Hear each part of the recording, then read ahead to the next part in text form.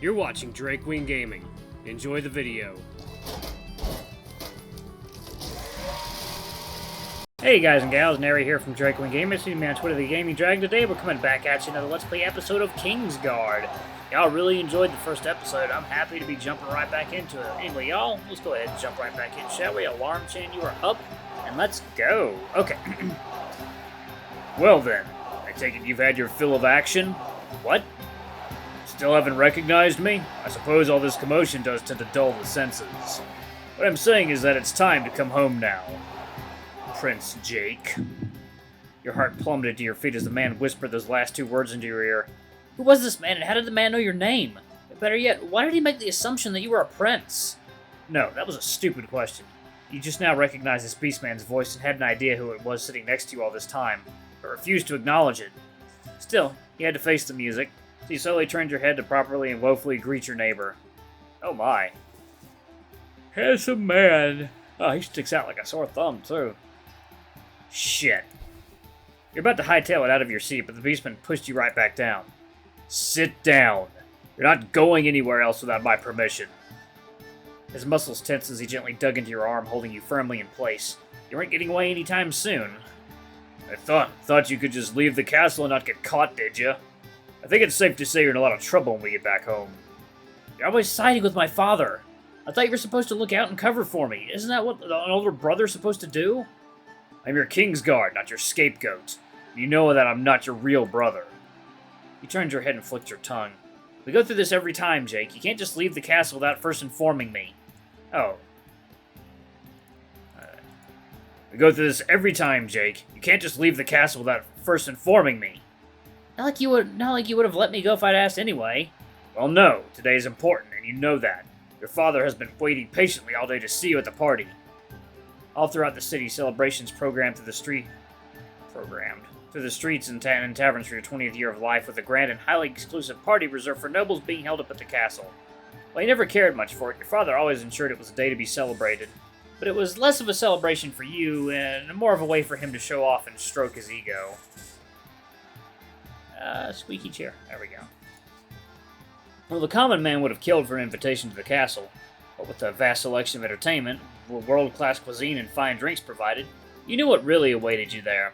Pretentious, pompish patricians who would badger you with useless questions about what you would do when you became king and try to curry your favor as much as they could for their own benefit. It was a disgusting display of gratuity and bootlicking that you wanted to have no part of. Well then, Jake, are you ready to go? If I say no, will you let me stay? No? I suppose I would then have to carry you over my shoulder, and I'm sure you don't want that. How did you even find me anyway? Stalling for time now? Kashiro informed me of your whereabouts. What? But I thought he left the city a few weeks ago. I mean, I haven't seen him in forever. How could he possibly know where I was? You'd be surprised what he knows. I've been trailing you ever since you left the castle. You've been following me all this time? I thought it'd be nice to let you have a bit of fun on your birthday at the very least. But now it's time to leave. That's very thoughtful of you, but I really don't plan to going back home just yet just to fulfill my father's wishes. And just what do you plan on doing? Once the crowd roared again and flung themselves from their seats to cheers on the combatants below. The tension around your arm began to loosen as Leandros turned his attention to see what the fuss was all about. Despite Leandros' ever-vigilant guard, he had a tendency to get a bit jumpy and distracted around loud noises, granting you the perfect opportunity to make your escape. Your arm slipped out easily from his hands, and before he knew it, you were free of his hold. Jake, don't you dare! He had little time to catch you, but it was too early to celebrate. His claws had just enough reach to tear into the fabric of your cloak, pulling you back. Gah! You nearly tripped, but the cloak kept you from falling down, though it was pulled taut against your neck, cutting off your circulation. The cloak was a lasso around your neck, and Leandros began to reel you in, leaving you bucking like some kind of wild horse. Jake, you're making this harder on yourself than it needs to be. Your face grew blue and cold from lack of air, the lion likely didn't even realize in his zealous arrest. Any moment you were likely to pass out, but you couldn't let that happen. You couldn't let him catch you and take you back home. You clawed at the cloth like leash wrapped around your throat and dug your fingers into a hole. Using all your strength, you ripped at it, tearing you free and leaving Leandros with nothing but a tattered remains of an old mantle. No, not quite. Jake! Leandros was falling backwards and you stumbled forward. People cursed as you blocked their view, but your only concern was on getting to the exit first. You never bothered looking back as he continued to yell at you. You just needed to make it to the stairs and get out of the Coliseum as soon as possible.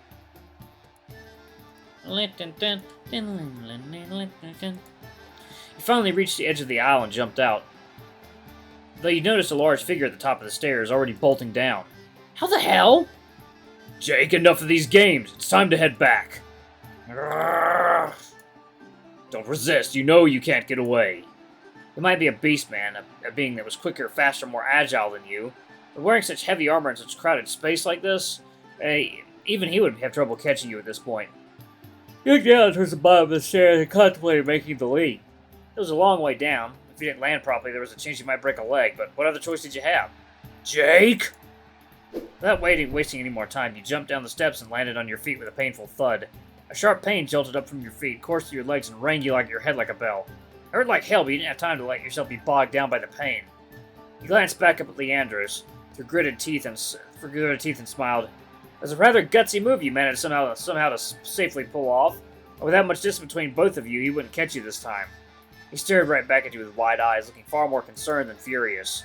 As for the crowd's constant cheering, you probably could have heard him berating you for such a dangerous stunt, though you'll likely hear it face to face with him later. Before he became aware that the two of you were still in a game of cat and mouse, you continued moving, fleeing out of the Coliseum into the city streets. People are walking their dogs, it's funny. Leaving the arena behind you, you wandered the main streets of your city, Havana. Every road was amassed with people, carts, and animals all wavering around each other to make their way to their own set destination. This was the busiest district of the city, as well as the most hectic time of day. Not even a mouse could weave themselves through this endlessly shifting maze without getting stepped on. You glanced behind your shoulder and caught sight of Leandros rushing out of the Coliseum, his entire body shifting around frantically. You ducked behind a cart and watched him from a distance. He shut his eyes as though in concentration and lifted his nose up. Despite the scents in the air being filled with sweet foods, savory spices, pungent smoke, and perfumes, he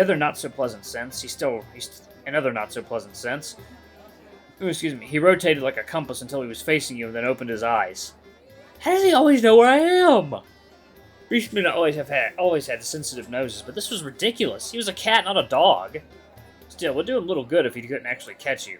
Between the two of you was such a large crowd and a man his size Sorry guys, I'm a little puffed up wearing this. Puffed up right now, so just bear with me.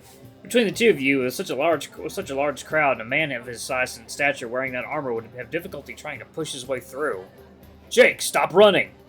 Leandros pushed his way forward, apologizing the entire way as he wiggled through the mass of people and scampered out of the way of the horse-drawn carts. Some actually moved and gave him passes, but most stood their ground and sneered. You ducked low, hoping to lose sight of him, and walked through the crowd until you managed to squeeze your way out from the mob streets and into the deserted alleyways. Left, then right once more. Without thought of direction or knowledge of location, you just kept moving, winding through another maze this time built of brick and mortar. The passageway echoed with your ragged breaths, and clacks of your shoes almost as loudly as the pounding of your heart in your ears. Leandros' voice was but whispers now, but even with the distance that you gained, you knew it would do little to stop him. When it came to a game of cat and mouse, he would go on for days without breaking a sweat, while you would be panting on the floor completely tuckered out. As often as he chased you down, you should have gained more stamina, but even now you were ready to take a breather. You had to keep moving, to keep pushing yourself until your feet were sore and your shoes were worn down. The bat'll think twice before dropping his guard again. Suppose father will just have to go without... Oh! You smacked head first into the back of what appeared to be a large man. The soft surface gave way, sinking your face into it ever so slightly, before you were slung backwards. It didn't hurt much, and your nose didn't appear to be broken. But your tongue was a bit swollen from nearly biting off from the sudden halt. The man you bumped into grumbled aloud, clearly not amused. Oi! Which of you bozos thought it was funny to whack me from behind, eh? The heavy figure twisted around, nose twitching, and dark, beady eyes peering down at you menacingly. Huh? You seemed to be a mouse beast man, or maybe a rat? It was sometimes hard to tell exactly which when it came to differentiating beastmen of similar species. But you knew exactly just how dangerous it was to mistake them for another. It was always in your best interest to remain silent about such matters. Just like calling another a nasty name, it was the same here, and calling a beastman as the wrong species could easily lead to a life-threatening rumble with an enraged beastman. So, you's the little mouse who did this, huh? Mousy? His condescending tone as he called you a mouse made you believe that he might have been a rat after all. He leaned in to have a better look at you, and his lips parted into a toothy smile. Something didn't sit right with you by that smile. He clearly wasn't someone you wanted to mess with. He towered above you, with broad shoulders and sizable arms, and a large gut that peeked out from under his clothes. He took a quick puff from the cigar in his hands and blew a small cloud of smoke out through his teeth. "Well, looky what we have here, boys. Another little mousie's come out to play." He took a step back from the stout man as ominous chuckles bounced off the alley walls, and heavy footfalls from all directions followed after. From behind the rat, a pair of shadows strutted forth. Out of the corner of your eye, you spotted even more forms closing in from behind you. In a matter of seconds, you were surrounded by a group of disheveled and roguish rat beastmen. You looked around for a way to escape, but all exits were sealed by the rats. Slumped near a wall was a man clearly passed out. Looked to be a noble, though the bruised face, ruffled hair, and dingy clothes said he might have been down on his luck, possibly from a run-in with the very same gang you were now flanked by. "You's lost, little mousie. Need help finding your way home?" Your attention was pulled away from the man and back to the cigar-smoking rat, whose smile only widened at your new discovery. He likely was the aggressor of this poor man, evident by the smudging of blood on his knuckles. Seeing how compliant the others were, giving him quite a berth of space, you figured he was the leader as well. It seemed as though you were in the wrong place at the wrong time, and now that you had discovered some kind of shakedown, it was unlikely they were going to let you pass by without some sort of trouble. You steeled yourself for what was about to happen, as guys like these preyed upon the weak, and you weren't about to wind up like the man on the ground. "No, I'm quite fine. I was just on a bit of a stroll, but now I'll take my leave." As you tried to take another step back, the rat nodded once, and you heard the rat's match to your step forward. You gritted your teeth and glared at the rat, whose wily smile told you there was no escape. "You sure? You've got the look of someone who may be in a bit of a bind. But I'm a generous man, like one of those saints or a priest. I help those in need. Of course, even churches have the tithes, and maybe help don't come for free just the same." The way the others laughed in unison made you question if they were a pack of hyenas in disguise. "Thank you for the offer, but really, I just need to make my way through the..." A deep exhale of cigar smoke from the rat's mouth was all he needed to silence you. He simply smiled and watched as you coughed heavily, suffering as the smog invaded your lungs and stung your eyes. Now, no need to be a shy little mousy. We all need a little help now and again. It just so happens, and be you's lucky day that you's ran into me." Somehow you felt that his version of being lucky was different from yours as you glanced at the man again. Worried about him? Well, ain't that cute? You see, we just got finished cleaning a bit of the rabble in this city.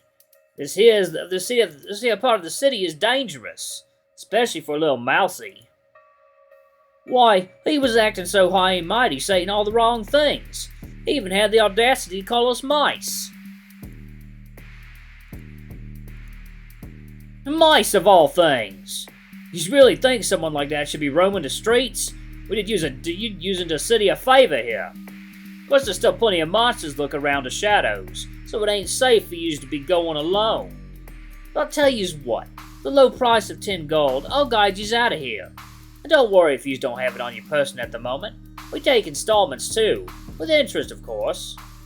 Me and my boys will see you safe to the end of this here alley and right at the door of yous comfortable, safe little home.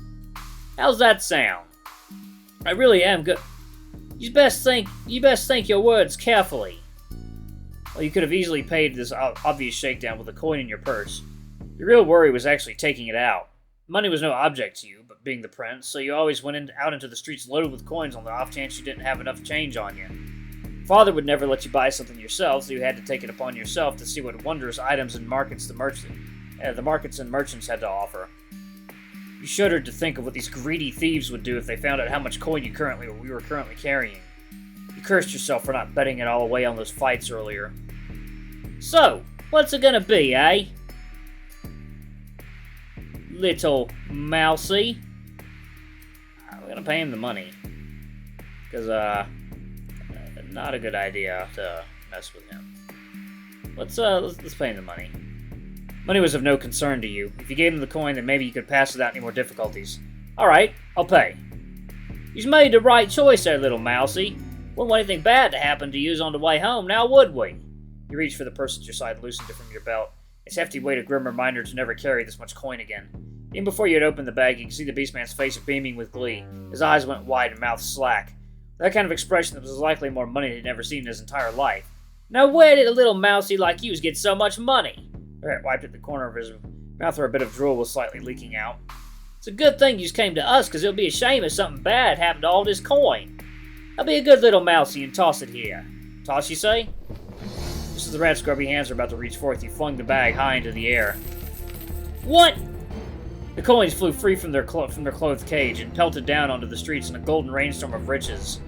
The streets sparkled like the sun, and all around you the rat's ears twitched with the glorious sound, entirely entranced by the gold. With the rats distracted, you made your escape, turning on your heels and running back the way you came. You son of a... You could feel the grubby claws of the leader of his gang, getting a quick swipe at as he tried to reach for you, but all he grabbed was air. I mean, all the money is on the floor. Why does he care? You gave him exactly what he wanted, tons and tons of coin. There were even more rats from behind you, but you didn't have time to think. You had only seconds to take advantage of your distraction. 2 rats blocked the path ahead of you. You could tell they were clearly eyeing the coin you had dropped and wondering whether to stop you or grab a handful of gold for themselves. Forget the coin, you bozos! Don't let him get away! The boss's words were enough to snap the 2 out of their daze, and their eyes locked onto you. Despite the ample warning, their pudgy bodies were slow and their arms short and stubby. You picked up speed and got down low, hoping to slide your way between the 2 of them. Gah! Might have been idiots, but it seemed that luck was on their side. You thought they would have swiped at you with their stumpy arms. You guessed wrong. One of the henchmen leapt forward, his belly shaking like jelly and mouth agape in doubt as his entire body slammed into you in the cobblestones, trapping you under the weight of 200 pounds of fat, muscle, and fur. Boss! I got him! Good, now keep him here. Don't let him squirm out. You struggled under the rat, but it was clear that he was far too heavy for you to move. His partner quickly joined in, increasing the weight on your body and nearly knocking the wind out of you. That's it, boy. Show him what happens when he tries to run from us. Several more rats joined in on your capture, holding your legs down and pressing you further into the hard cobblestone pavement. Oh. Well, I'm gonna go ahead and pause it right here. Seems like a good place. Suspense, tension in the next episode to see what happens. Anyway, y'all, thank you all so much for watching. Don't forget to like, comment, subscribe, ring that notification bell. Hit the super thanks. Your tip if you can, it always helps. Until the next video, I love you all. I'll see you next time. Bye-bye.